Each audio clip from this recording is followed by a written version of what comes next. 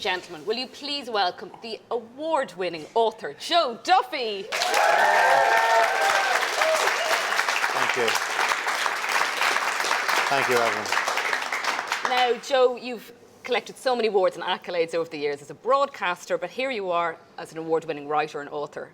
What does that mean to you? What does that title mean to you? Well, it's incredible because this didn't begin as a book. It began as an obsession, a painting, an egg, children, and then I started researching it, mentioned it one day on the radio. People rang in and said, what about our great uncle? Because remember, the children don't have any direct descendants, obviously.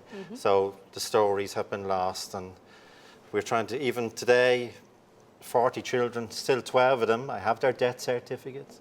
I know what hospital they were in. I know when they were born. I know what school they went to. I know where they lived. I know the names of their siblings. But we do not have 12 of them. We don't have any relations. Still don't have any relations. And that's an amazing scenario, 100 years after the Rising. We've waited for 100 years to get to this minute where these children's names are up there. And I hope it's been dignified. I hope the book in itself and the wonder of a book and the longevity of a book and the strength of a book and the fact that it will stay on a shelf or in a library or a school or whatever, I hope that in itself turns out to be a proper memorial to these children. You're a tough guy, but you're very emotional sitting here. Look at you, you're teary there. No, it's for the children, and I really feel, I looked back at 1966, they weren't mentioned. They weren't mentioned. I listened to an RTE programme in 1966 on the radio for researching this book, and they're interviewing the children who are marching up in a pageant from the schools of Dublin up to Croke Park, where there was a pageant on about the GPO. And this little fella called Patrick Kelly, who's about 12, was interviewed, and he said, my name is Patrick Kelly, and I'm doing this march because my father said that Pádraig Pearse and James Connolly had died for Ireland. They are the people that will live for Ireland, and they love, which is true, right? And the interviewer said, thank you, Patrick Kelly. Patrick Kelly marched off. Patrick Kelly did not know that a boy of his name, of his age, had died in the Rising 50 years ago.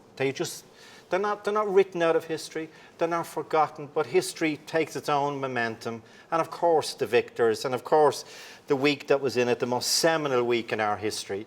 Obviously the people who led it into the GPO, the Pearse and the Plunkett and the Connolly and the Clark and the Kent and the McDonough and the McDermott, they were remembered, but they would have wanted those children, they did not want to see children die. In fact, they were fathers themselves.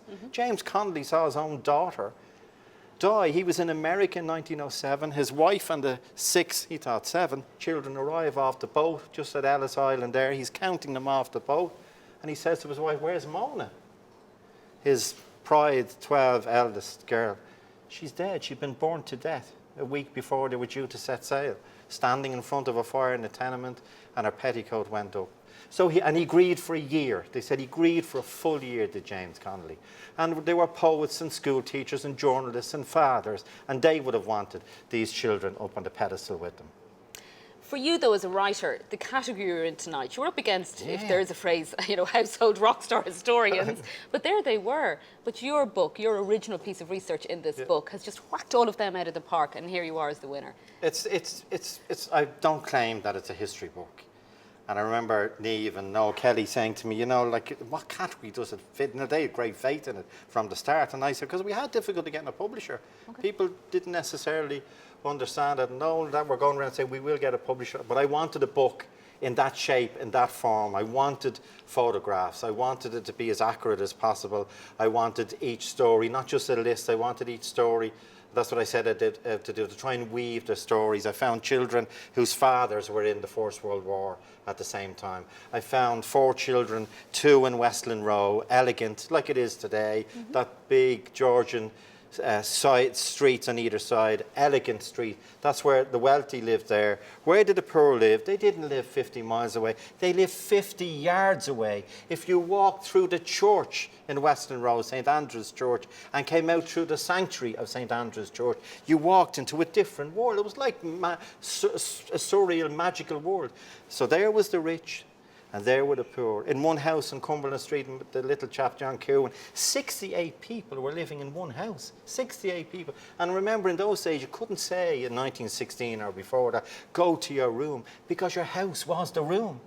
That was the full extent of your home, was a single room. So as the week went on and there was no food to be got, remember it's a time of no fridges and no storage, and for a lot of people no money. As the week went on, the curfew in Dublin, 21,500 armed men, primarily men, with these rifles and machine guns. It was, as one person in the book, one witness recorded, it was pouring bullets. So the kids, by Thursday, Friday, the big casualty days for the children were the Monday and the Friday. By the Friday, the Monday was the excitement, just the excitement. Suddenly, on Easter Monday, it was a glorious day. On Easter Monday, there's gun battle, horses, machine guns, explosions. What do kids do when you're grabbing, get in. They all ran with their boxcars, and their boxcars were like Batmobiles. They were running down towards Sackville Street, hope to get a bit of cardboard, a banana, even maybe an Easter egg. Maybe an Easter egg that they'd never tasted. And some of them died with the first taste of chocolate in their mouths. That's the scenario they were in. And their Batmobile, their boxcar, became their ambulance because they were shot. They were bundled into the boxcar, and for a number of them, their boxcar became their hearse because they were dead by the time they got to the hospitals. And then on Friday, they were the ones, the 12 and the 13-year-olds were the ones sent out because they were kids. They were quick. They weren't adults, so they weren't. The family thought in immediate danger. So they were the ones told, run around to your aunt in Gloucester Street, now Sean McDermott Street. See how she got a drop of milk. See how she got a bit of bread. It was bread and tea they lived on, the poor of Dublin. See if they got a bit of bread. And they're the ones that darted out. And they're the ones that, they knew no fear. They knew no fear, these children, because a sniper's bullet was excitement, not the way we would understand it. So that's why I just wanted to, and I can't say write them back into history, I can't do that, but I just wanted their story told. And I wanted it told because I knew the clock was ticking. I wanted it told before the centenary in March, as it's going to fall Easter 2016, just over 100 days. They've waited 100 years for the next 100 days, so I just want them remembered and named. Well, they got a passionate advocate in you.